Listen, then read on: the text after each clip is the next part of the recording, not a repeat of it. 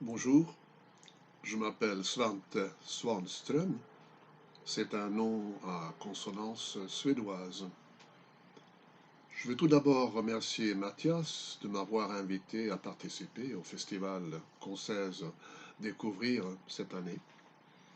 On va maintenant partir ensemble de très loin pour arriver à Concèze. Multivers. Des lignes et des lignes encore. J'aligne des rangées de paroles et en bulles se collent des fils de potentielles réalités nouvelles. Ces multivers qui s'ouvrent sur des excursions d'aventuriers dans des milieux de quasi-plausibilité, pour qui veut bien sortir de notre habituel cosmos. Des petits univers, on dirait. Les frontières élastiques délimitent le vide où circule notre boule sans poids. Mais au-delà du vide, s'entrechoquent et s'agglutinent des vacuités au néant mitoyen sur la feutrine du billard d'un multivers qui peut-être bouge dehors. Et là, on s'est à peine rapproché. Né sous X, comme les autres, je veux savoir qui est mon père, qui a ensemencé ma mère. Je sais tout faire, grand pour décider de tout, tout seul, sauf pour revenir en arrière. Mais voir en arrière, je le peux loin, très loin. Il y a eu cette pénible éclosion. Évidemment, j'étais déjà là, enfant unique, je crois. Seulement avant, avant, aucune trace d'une matrice, aucun souvenir de vagin. Je ne sais pas si j'ai été un garçon ou une fille. Le cornet de frites, votre cosmos que je tiens maintenant dans ma main, je l'ai préféré au cornet de glace d'à côté. La terre y semble être une fraction d'un grain de sel. Je vous parlerai plus tard de la vie à l'extérieur du cosmos. Étonnamment, les hommes, j'en fais ce que je veux. Parfois, c'est plaisant, leur crainte m'amuse. Leur dévotion me fait sourire. Ils s'empressent de châtier ceux qui n'ont pas découvert que je suis, et punir ceux qui n'honorent point ce qu'ils pensent résumer mes envies, alors qu'ils savent que mes voix ne se pénètrent pas. Au milieu de mon cornet de glace s'exaltent aussi des hommes, près d'une étoile insignifiante. Ils vous ressemblent, et je devrais m'en occuper au lieu de seulement m'attarder sur vous. Oui, oui, oui, bien cela, tout, d'accord, mais ce sont mes parents que je veux connaître. On dit que toujours j'étais là. On dit que je suis incréé. On est encore bien loin du but. Des faisceaux de lumière se hâtent vers les bordures ultimes de l'existence. Nous regardons l'étoile dans le blanc des yeux et subodorons que derrière la source lumineuse, à des années-lumière inversées de nous, se tient un observateur qui doute sur la vie dans l'univers. Maintenant, on plonge un torse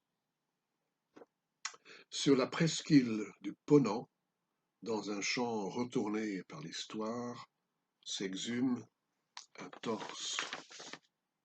Peut-être s'agit-il d'une sculpture de la déesse des chevaux, l'ancestrale Epona, patronne également de la fécondité.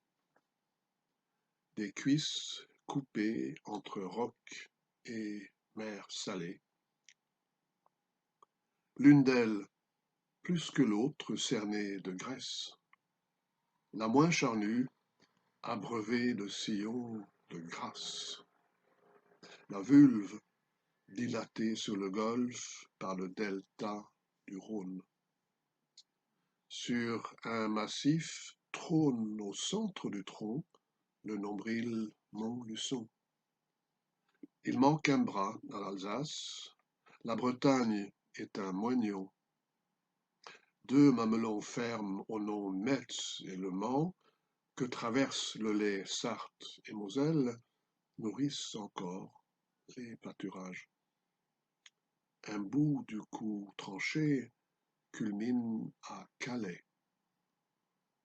Je replie ma carte et sens que la tête n'est pas disparue, mais dissoute dans l'humus du corps. Disséminée entre tous les contours, est-ce bien elle qui met en mouvement les mains maçonnes de l'aventure des 6 angles? Notre voyage devient maintenant horizontal. TGV entre Marseille et Nice.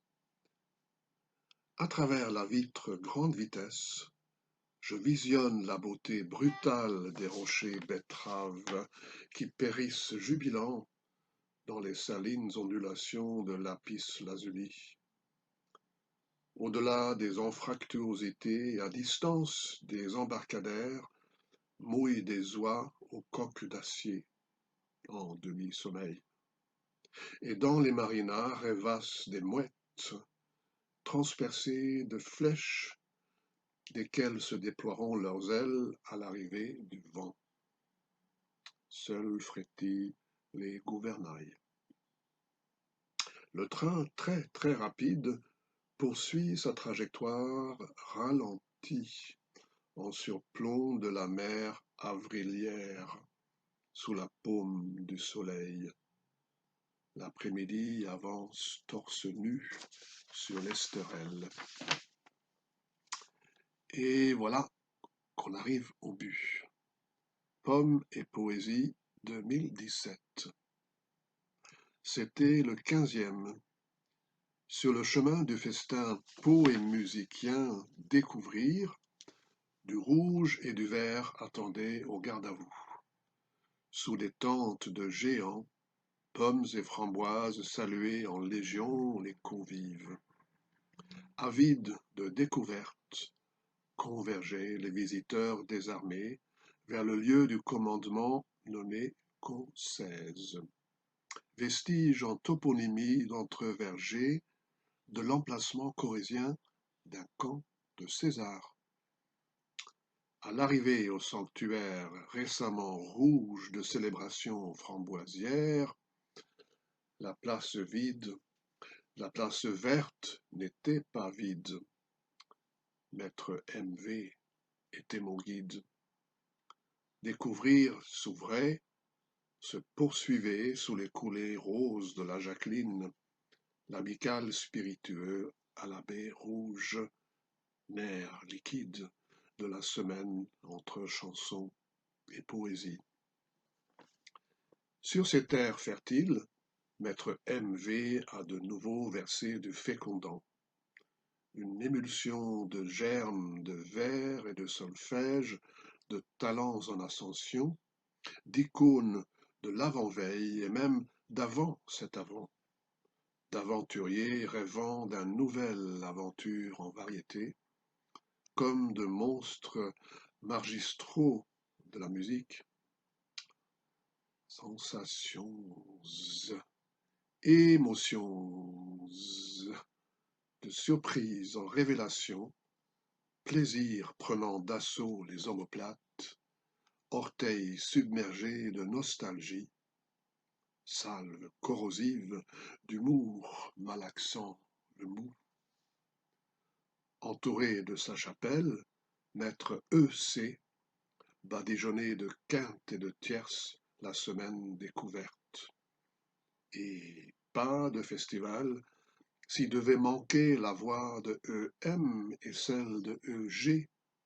Corde en main, et gorge. Soirée chaude, sans billets, sans monnaie. Avec découvrir, le canton chaque août se mue en vibration. Bientôt dévêtus, framboiserets et pommerets se rhabilleront l'été prochain pour le 16e.